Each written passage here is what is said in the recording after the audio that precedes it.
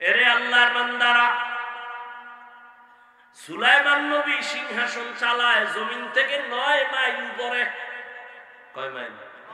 মদিনাতুল মুনাওয়ারার পাশ দিয়ে যাচ্ছে সুলাইমান নবীর সিংহাসন। তেল নাই, পেট্রোল নাই, অকটেন নাই, চালিকা শক্তি বাতাস।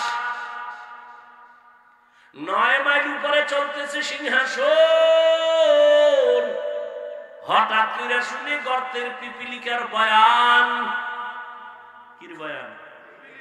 পিপিলিকায় বয়ান করে, এই জাতিরা ভিতরে ঢোক, না হয় হরতাল আসতেছে, অবরোধ আসতেছে, মরে যাবি। সুলাইমান কয়, পিপিলিকার বয়ান আমি 9 মাইল উপরে বৈশা কানে পাইছি। সুলাইমান নবী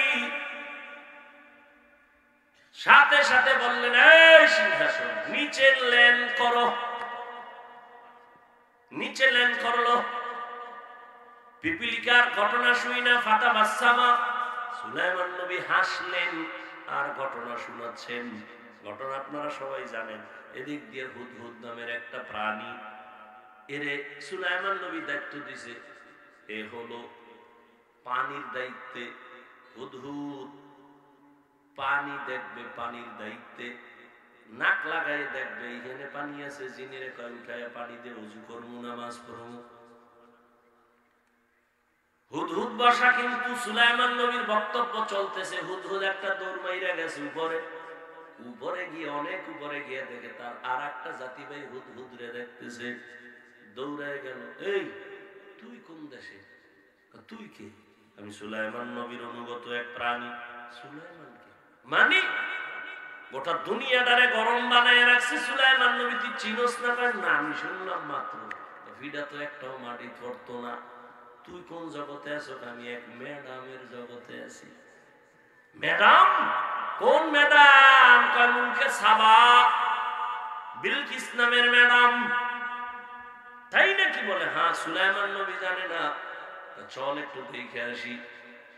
হুদহুদ চলে গেছে তার সাথে, গিয়ে দেখে ঠিকই বিলকিসের বিশাল সিংহাসন।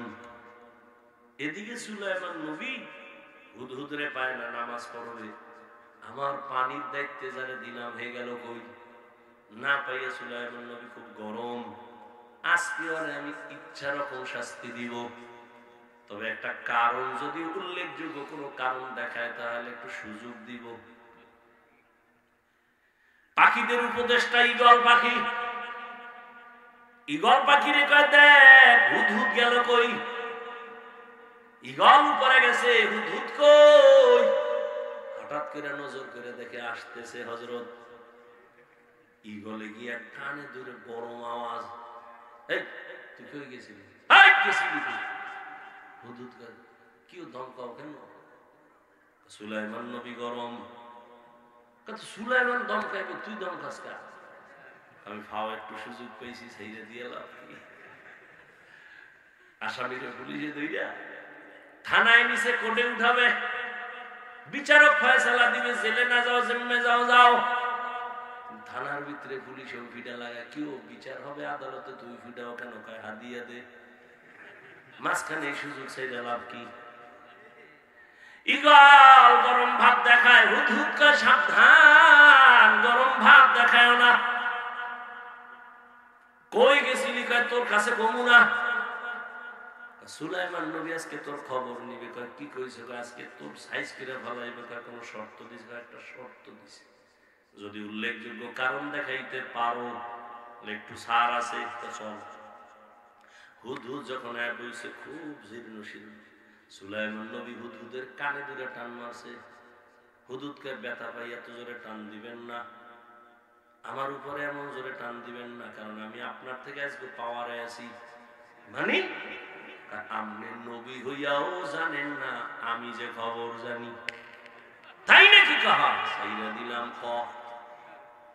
কয় আপনি যে দুনিয়া চালাইতেছেন, এক ম্যাডাম অন্য জগতে আবার দেশ চালায়, তাই নাকি? বলে হ্যাঁ। কোথায়? বলে অমুক জায়গায়, খবর নিয়ে আসছি। সুলাইমান কয় তোর কথা সত্য না মিথ্যা আমি একটু যাচাই করুন।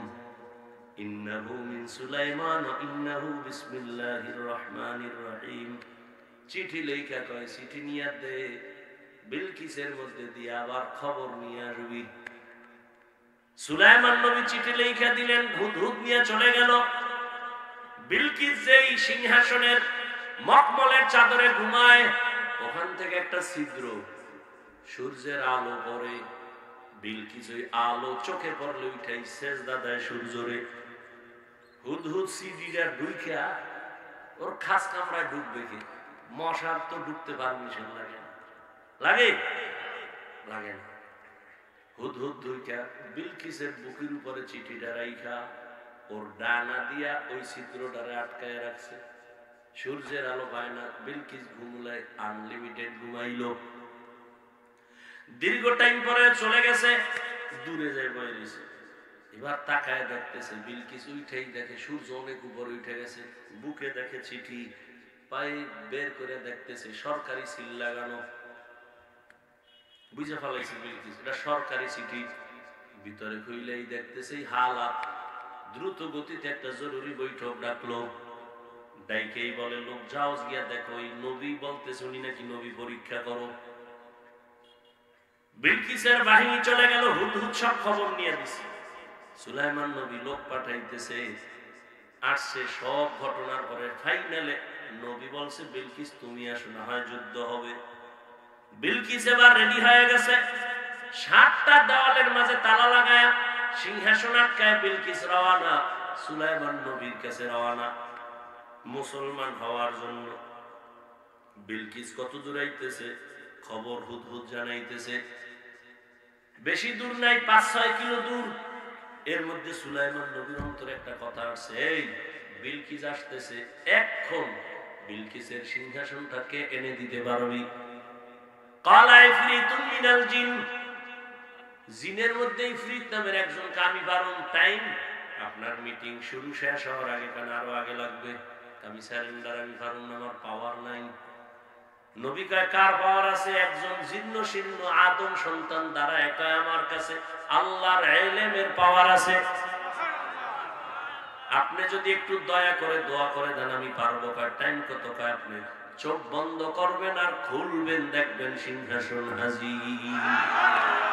কাদের কুদরত দারি বর কামাল আনতা রব্বি আনতা হাসবি জুল জালাল। সময়টারে বরকত কে দেয়? তুমি সময়ের কাজে লাগাও। এরে আল্লাহর বান্দা, সাহাবায়ে কেরাম 1 খতম কোরআন 3 দিনে করে ফেলেছেন। এরে নবীর আশিক, সময়টারে মূল্যায়ন করো, তোমার সম্মান বেড়ে যাবে। 5 বেলার নামাজ পড়ো, একটা সময় 1 সেকেন্ড তুমি অনর্থক কাটায়ো না। ও আমার কলিজার যুবক, জীবনে তো অপচয় সময় কাটাইলা, কম কাটাও নাই। আজে বাজে রাস্তায় তো কম দৌড়াও নাই। মনে চাইছে নামাজ পড়বা না, পড়ো নাই। দাড়ি কাটবা, কেটে ফেলেছো। আর কত বাবা, এখনো কি তওবা করবা না? মা বাবার দোয়া নিয়ে আগাও। আমি কিন্তু একবারও বলি নাই 5 কুল্লি লাগা, একবারও বলি নাই তাবলীগে যা, না হয় তুই জাহান্নামে যাবি। এ যুবক, একবারও বলি না আমি কওমি মাদ্রাসার সন্তান, তুমি যদি কওমিতে না যাও তোমার কপাল নষ্ট হবে, বলি নাই। বরং আমি বলবো তুমি স্কুলে পড়ো, কলেজে পড়ো, চাকরি করো, বাধা নাই। ডাক্তার হও, ইঞ্জিনিয়ার হও, প্রফেসর হও, দোয়া করে গেলাম। তবে দাবি একটা বেয়াদব হইও না। তোমার ব্যবহারে কোনোদিন যেন মা বাবা কষ্ট না পায়, আলেম কষ্ট না পায়, শিক্ষক যেন কষ্ট না পায়। আদবওয়ালা ডাক্তার যদি হও, এ জমিনে তোমার সম্মান বেড়ে যাবে। আর বেয়াদবি করে যদি ডাক্তার হও, তাসলিমার মতো জুতা খাইয়া দেশ থেকে পালাতে হবে। মা বাবার দোয়া নিয়ে সামনে আগাও। ও পর্দার আড়ালের আম্মা জানেরা, আপনাদের সন্তানদেরকে কি পারলেন না একটা ভালো সন্তানের মা হইয়া কবরে যাবেন? এরে আম্মা জান, আপনাদের জন্যই তো এই দুনিয়ার পরিবেশ সুন্দর, আপনাদের কারণেই তো ভালো সন্তান আসছে, গাছ ভালো, ফল ভালো। আপনাদের থেকেই তো আম্বিয়ায়ে কেরাম, সাহাবায়ে কেরাম, হাফেজে কোরআন, উলামায়ে কেরাম। এরে আম্মা জান, আপনাদের অবদান অনস্বীকার্য। আপনাদের কারণে এই জমিনে ভালো ভালো সন্তান আসছে। আপনি ছেলেটাকে ডাক্তার বানাবেন, বেয়াদব বানাবেন না। ইঞ্জিনিয়ার বানাবেন, বেয়াদব বানাবেন না। প্রফেসর বানাবেন, বেয়াদব বানাবেন না। আপনার সন্তানের ব্যবহারে যেন কোনোদিন মা বাবা, শিক্ষক, আলেম ওলামা কষ্ট না পায়। এখনো সময় আছে, তওবা করেন। আপনার মোহাব্বত নিয়ে সন্তানের পিছনে সময় দেন, আল্লাহর কাছে দোয়া করেন। আপনারা তো বড় দামি, আম্মাজান আয়েশা রাদিয়াল্লাহু আনহার মতো দামি আপনারা নারী। আপনারা তো খাদিজা রাদিয়াল্লাহু আনহার মতো নারী, ফাতেমা রাদিয়াল্লাহু আনহার মতো নারী, ইসমাঈল নবীর মা হাজরা আলাইহিস সালামের মতো নারী। আপনারা তো ঈসা নবীর মা মারিয়াম আলাইহিস সালামের মতো নারী। এই দুনিয়ায় বড় বেঈমান ফেরাউন, তার স্ত্রীর নাম কি? আসিয়া। তো বড় বেঈমানের ঘরে থাইকা আমার আল্লাহরে আপন বানায় নিলেন। নবীজি বলেন, আসিয়ার সাথে হাসরের ময়দানে আমি মুহাম্মদের বিয়া হয়ে যাবে। আরে আম্মা জান, আসিয়া যদি এত বড় বেঈমানের ঘরে পাওয়ারওয়ালা, টাকাওয়ালা সব ফালাইয়া আল্লাহকে আপন করে, আপনি কেন পারেন না? আপনি নামাজ পড়ে দোয়া করতেন, স্বামীর জন্য ঘরে আসলে নামাজের কথা বলতেন, আর স্বামীকে যদি বুঝাইতেন, স্বামী জীবনে অসৎ পথে টাকা আনবা না, হারাম মাল ঘরে নিবা না, হারাম খাইয়া নিজেদের রক্ত, সন্তানের রক্ত নাপাক করব না, যদি বুঝাইতেন, কোন স্বামী হারাম মাল ঘরে নিত না। এখনো সময় আছে, তওবা করেন। আপনার মতো কত মা পর্দা করে, স্বামীর মাল হেফাজত করে, নামাজ পড়ে, মোবাইলে সময় নষ্ট করে না। আপনারা কেন পারবেন না? যুবক বাবা, তোমার আমার মতো জেনারেল লাইনে কত যুবক চাকরি করে, ব্যবসা করে, লেখাপড়া করে, নামাজি অভাব নাই। তুমি কেন পারবা না? এখন থেকে তৈরি হও, তওবা করো। জীবনে আর নামাজ ছাড়বা না, দাড়ি কাটবা না, বেপরদায় চলবা না। মা বাবার দোয়া নিয়া, শিক্ষকের দোয়া নিয়া, উলামায়ে কেরামের দোয়া নিয়া নবীর তরিকায় চলবা। তওবা করার মতো যদি অন্তর তৈরি হয়, মুনাফিকি যদি অন্তরে না থাকে, খাঁটি তওবার নিয়তে দুটো হাত আমার আল্লাহকে দেখায় দাও। আয় আল্লাহ, হাত কবুল করে নেন, তওবা কবুল করে নেন। তওবার উপরে মজবুত হইয়া চলার মতো তৌফিক দান করেন, আমিন।